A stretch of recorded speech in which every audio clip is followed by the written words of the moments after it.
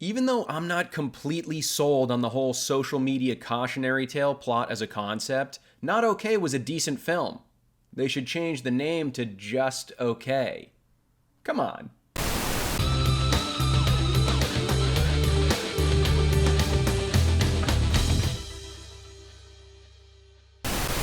What's up, guys? I'm Sully Streams, and today we're talking about the new movie streaming on Hulu, Not Okay. And all you have to know about this one is that Zoe Deutch plays a girl who works at a magazine, but she feels a little invisible, so she fakes a trip to Paris so that everyone will be impressed with her and will like all of her pictures on social media of her photoshopped in front of the Eiffel Tower. But when a terrorist attack occurs, everyone mistakenly assumes she's a survivor, and she finds herself with a much bigger spotlight than she ever anticipated. It's basically a social media version of Dear Evan Hansen. I didn't even see any trailers for this one. I just saw Dylan O'Brien looking like a cross between Slim Shady and Zayn Malik, and I decided to let it rip. And I'd say I'm a fan of his. I liked the Maze Runner movies. I think Love and Monsters was pretty underrated. But what I loved, and it's funny because both him and Zoe Deutch are in this one as well, I loved the outfit. Definitely one of the best movies of 2022. See it if you haven't. And I enjoy Zoe Deutch as an actress too, so I said, what the hell, they impressed me before.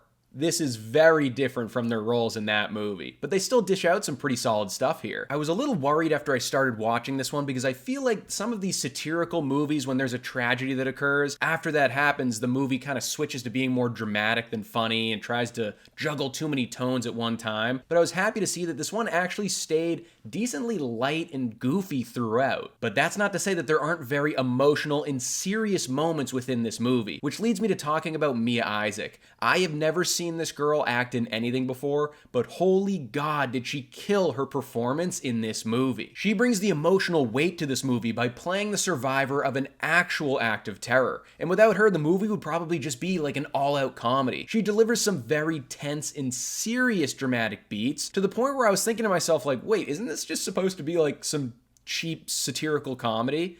I was not expecting to feel something with this movie, I'll just put it that way. But there are genuine moments in this movie where I found myself rooting for the main character. She starts using her platform for a worthy cause, and it seems like she actually starts becoming a better person. I had to remind myself multiple times throughout the movie, like, oh wait, this girl actually sucks, you shouldn't be rooting for her. And you knew at some point someone was gonna catch her in her lie, everything was gonna start crumbling down, and she could kiss that little blue check mark on Instagram goodbye. But the movie's set up in a unique way here. I'm not even sure if the main character even learned that much throughout the course of the movie, or had that much of an arc, which usually would get big minus points for me, but the movie actually set out to do just that. At the beginning of the movie, there's even a disclaimer that says, warning, the protagonist of this film is not a likable person. So you understand what you're getting yourself into from the get-go, but I don't know, I just didn't think they were gonna follow through with it, so I was impressed to see that they actually stuck with their guns here. Even though the scale at which this girl messes up is massive, this movie does a really good job at kind of peeling it all back to show that everyone is pretty much lying to themselves or their peers in one way or another through their social media presence and kind of masking what their real life is actually like. This is gonna kinda sound nuts, but this movie actually reminded me of Jordan Peele's Nope while I was watching it. And the reason for that is, like, all the central themes are the same here. Fame,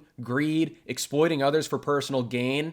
That's obviously where the similarities stop, but it still kind of struck me while I was watching it. Quinn Shepard, who directed and wrote this movie, clearly understands the perspective she's trying to get this character to portray on screen. That's the difference between something like this and The Bubble, that Judd Apatow Netflix-directed comedy earlier this year. And if you've been around this channel long enough, you know that hate is not a strong enough word for how I feel about The Bubble. But it stands as a great comparison here and about writing what you know, because Judd Apatow clearly has no idea how to talk about social media and TikTok influencers. That's why this script came out so out of touch and dated. But this topic must be something this movie's director knows very well, because the way she portrayed social media came off very accurate and not cringy, which is not an easy thing to do. I don't know if this whole social media millennial cautionary tale thing is that worthy of its own genre, but Not Okay is entertaining enough. I enjoyed the performances in here, and there is some decent satire throughout the movie. It probably doesn't have any lasting power. At times it bites off more than it can chew, and I'll most likely never watch it again, but for what it is and for what it sets out to do, I think it succeeds. Not Okay gets a Sully score of 3 stars.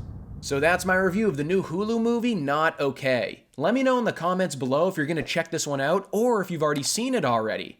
Don't forget to like this video and subscribe to the channel if you haven't already, and I'll see you guys at the next video.